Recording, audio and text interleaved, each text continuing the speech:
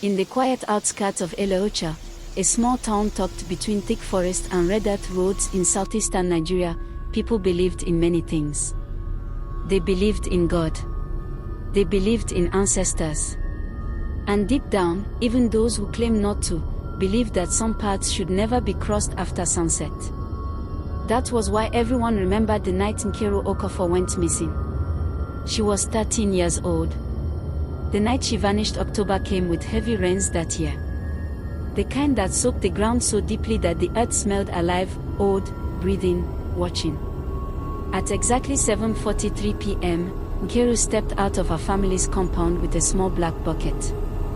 Her mother, Ngozi Okafor, had sent her to fetch water from the tap behind the house. The generator was humming. Palm fronds swayed lazily above the zinc roofs. Crickets sang.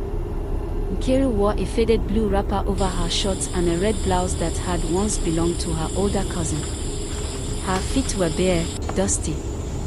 "Don't stay long," Ngozi called from the kitchen. "I'm coming," Nkiru replied. She never did. The tap was only 20 steps away. But between the tap and the house lay a narrow footpath, one elders warned children never to use after dark. It cut through a cluster of old Udola trees that had stood there long before the first houses were built. As Nkiru bent to fill her bucket, she heard someone call her name. "Nkiru," the voice sounded like her late grandfather. She turned. The trees were no longer still. They 1 to 5, by morning, Eleocha was awake with fear. Women beat their chest. Men formed search groups. The town crier moved from compound to compound, his gong echoing through the village square. Nkiru Okafor is missing. 13 years old. Anyone with information should report to the elders.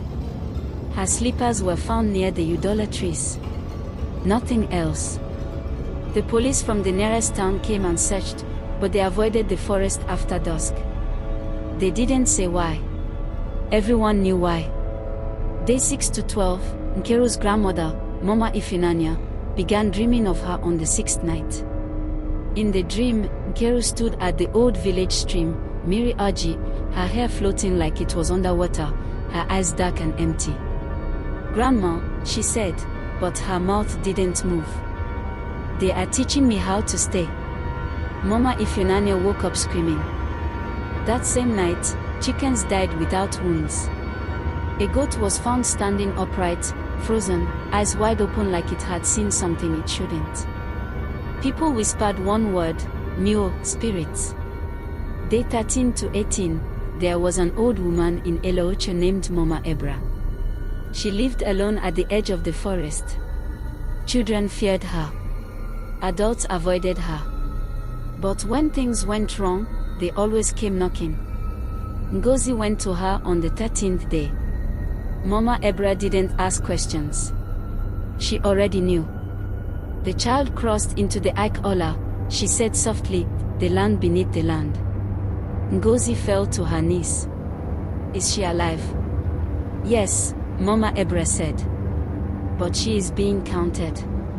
Counted. 30 nights. On the 30th, she will either return or be claimed. What happened to Nkiru? When Nkiru heard her name by the Udola trees, she followed the voice deeper into the forest. The ground grew cold. The air smelled like old rain and blood. At the center of the forest was a place no one remembered building, a ring of stones surrounding a pit that breathed like a living thing. Figures stood around it. There were no faces. Their bodies looked human, but too long, too thin, bending in ways flesh should not. "You were invited," they said, their voices layered like many people speaking through one mouth. Nkiru screamed. Hands pulled her down. Day 19 to 29, every night, the village changed. Drums beat by themselves at the shrine. Palm wine turned sour. Children woke with red footprints on their walls. And sometimes, just before dawn, someone would see a girl standing by Miri Aji, humming an old lullaby. Mama Ifunanya counted the days with Kolinot. On the 29th night, Mama Ebra arrived uninvited. "Tomorrow," she said. If you want her back, the whole village must remember her. Night 30, at 7:43 p.m., the elders gathered at the forest edge. They lit torches. They called Nkiru's name. They poured libation to the ancestors. Ngozi stood trembling, holding her daughter's childhood wrapper. The forest answered. The pit opened. Nkiru crawled out. Her body was thin, her skin stretched too tight. Her eyes reflected firelight like an animal's. "Mother," she said. Ngozi ran. Mama Ebra shouted ancient words. The spirit screamed. Nkiru's shadow split into many. The ground shook. And then, silence. After the 30th night, Nkiru came home. She ate. She slept. But she never crossed the Udola trees again. Sometimes she spoke to empty corners. Sometimes she counted under her breath.